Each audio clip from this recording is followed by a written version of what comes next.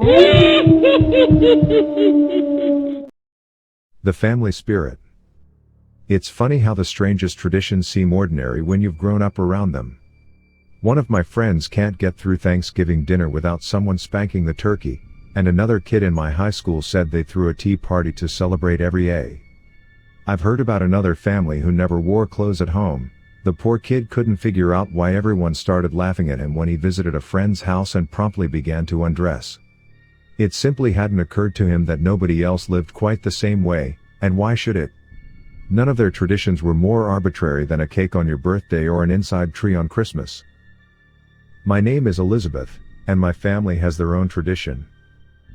Every night after dinner, my dad would take a plate full of leftovers and bring it down to the basement. Every morning, it would be clean. My father said it was for the spirit of the house, and my mom would just roll her eyes and smile. My dad is a big man, 6'4" and over 250 pounds, and it wouldn't have surprised either of us if he just wanted to save a little extra for a midnight snack. I guess I never gave it much thought until my history class watched a video on the Black Death in Europe. They talked about how the rats would infest granaries and spread disease, and how some people actually exacerbated the problem by leaving food out to appease the angry spirits. I mentioned how we always leave out a plate for our spirit, and my whole class seemed mortified by the thought. The teacher, Mr. Hallwart, spent the rest of the class blatantly circumventing my desk as though I was the one carrying the plague. That night I had a terrible nightmare about rats swarming through the house and eating our leftover food. I woke in a cold sweat, lying half awake for a long time as my sleepy brain tried to separate the quiet night from my encroaching dreams. I was about to drift back to sleep when the pitter-patter of light feet clearly distinguished itself in the still air. I was fully awake now, lying very still with my ears straining against the oppressive dark. Scratch, scratch, scratch. Like fingernails dragging along a rough piece of wood. I pulled the blankets up over my head, more to block out the sound than to offer any real protection. Maybe this had been going on a long time, and I simply hadn't distinguished the sound from the creaking house or the night air playing through the wind chimes.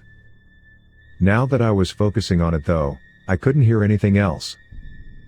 I thought about calling for Mom, but I was 15 years old and trying to build a case to convince them I was mature enough to have my own car. Running around crying about a nightmare was as good as giving the murdered jury my bloody axe. I crept out of bed in my underwear, using the flashlight on my phone to steal through the hallway and down the stairs. The sound grew louder as I approached the basement door. If this was a rat, then it had to be the biggest rat in the history of the world. I froze at the sound of a chair being pushed across the concrete floor. Half of me wanted to turn on the light to scare it off, but the other half declared much more loudly that it was better not to risk being seen. I turned off my own flashlight and carefully opened the door. Something snarled and I immediately shut it again. I pressed my back to the door and tried to catch my breath. I hadn't realized how fast I was breathing, or how loud. I let the air out in a gasp and slowly inhaled through my nose, trying to be as quiet as I could. Scratch, scratch, scratch. Right on the other side of the door. I turned around and saw the doorknob beginning to turn. There's no way it was a rat in there. I can't explain how my curiosity overpowered my fear in that moment, but I put my hand on the doorknob too. I must have believed my dad when he said it was the spirit of the house. We had been taking care of it after all, so why would it want to do me harm? The door opened and I stood face to face with a pale girl a few years younger than me.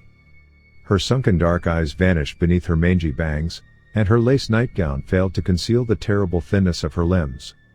I don't know what I was expecting, but it wasn't that. I slammed the door as hard as I could and turned to run. I sprinted up the stairs, locking my room behind me and diving into bed. I held my breath until it felt like I would burst, until the pitter-patter of soft feet climbing the stairs and approaching my room. The doorknob began to rattle. I couldn't hold it any longer. All that breath I was holding in was released in one noisy rush and I screamed for all I was worth. The doorknob stopped and lights sprang to life around the house. In about a minute, there was a pounding on my door. "Honey? Everything okay in there?" It was Dad. I ran to him and unlocked my room. He was standing there, looking dazed and confused, ready to collapse back into bed. Now that the lights were on and he was here, I felt like an idiot for being afraid. I'd feel even stupider telling him about the girl. "Sorry," I said. "I thought I heard something downstairs." "Damn, who needs an alarm when you can scream like that?" he said. "It was probably just a bad dream. Sorry for waking you." Dad looked around behind him, making sure we were alone. Then he leaned in close and whispered, "Was it coming from the basement?" I nodded. His smile was nothing but relief, and I couldn't help but feel it too. At least until he added, "That's just the spirit, honey. Don't bother it, and don't tell Mom, okay? It's not going to hurt you." I nodded. I didn't know what else to do. He grinned and ruffled my hair before plodding back to his room. I gave the empty stairs a quick glance before locking myself in again and climbing back into bed. I don't need to tell you that I didn't sleep until the sun began to repaint my room. I slept in late that day, but by nightfall I was ready for answers. I tried asking Dad again, but he just told me every house had a spirit and not to worry about it. He must have been lying though, considering how my class reacted, and it was clear he didn't want to talk about it. That's why I waited until both my parents were in bed to creep down to the basement and wait. The basement door was open when I got there. I turned the light on in the kitchen which connected to it, but didn't dare go down the stairs. 3 pieces of leftover pizza slices sat in their box on the table, and I poured a large glass of soda to go with it. I just sat there with my hands folded in front of me, waiting for her to come again. If she was a friend of the house, then I wanted to meet her. And if she wasn't? Well, surely we'd know by now. My mistake was to watch the door. She was corporal, she ate food, she turned doorknobs, so she must go through doors, right? Wrong. Despite my resolve, it was impossible to hear the scratching sound above my head without my entire body tensing up. I watched a ventilation grate in the roof slide out of place, and then the girl dropped through as lightly as a shadow. Her hair was hanging over her face, but I could imagine it all too clearly as the animal snarl began to rise in her throat. She was as alien to me as death. I didn't even know if she could speak or understand. Her movements were erratic and unpredictable, her eyes darted like a caged animal, but we did have one thing in common which has bridged greater differences than ours: we both liked pizza, and when I offered her some, she smiled. The girl swiftly choked all 3 pieces down with savage gulps, although I was able to make out a few of her muttered words which she slipped in between. "Kevin, my dad, won't let me go." "It's okay. I don't want to leave. He takes care of me. He said he loves me. He promised to marry me when I turned 13. Stay here in the kitchen, okay?" I said. I hope she didn't notice the revulsion in my voice. I couldn't believe what she was saying. I couldn't believe any of this, and I didn't know how to handle it alone. I wanted Dad to come and tell me it was all okay again, but if what she was saying was true. I came back in 5 minutes with Mom instead. It was pretty tricky shaking her so that Dad didn't wake too, but as soon as I mentioned the spirit she was out of bed in an instant. She said she never believed in that sort of thing, but the wild fear in her eyes made me think that was a lie. When we got back to the kitchen, the pale girl was still chugging through the soda which sprayed her face with foam. "Who are you? What are you doing in my house?" My mother roughly pushed me behind her. I pushed back. "It's okay, Mom. She's not going to hurt us. She needs our help." I was beginning to regret telling Mom what the girl told me. "I'm Sandy," the pale girl said. "Who are you?" "I'm Kevin's wife, that's who. The one you're making up lies about." Mom took an indignant step forward. I tried to hold her back, but she was livid.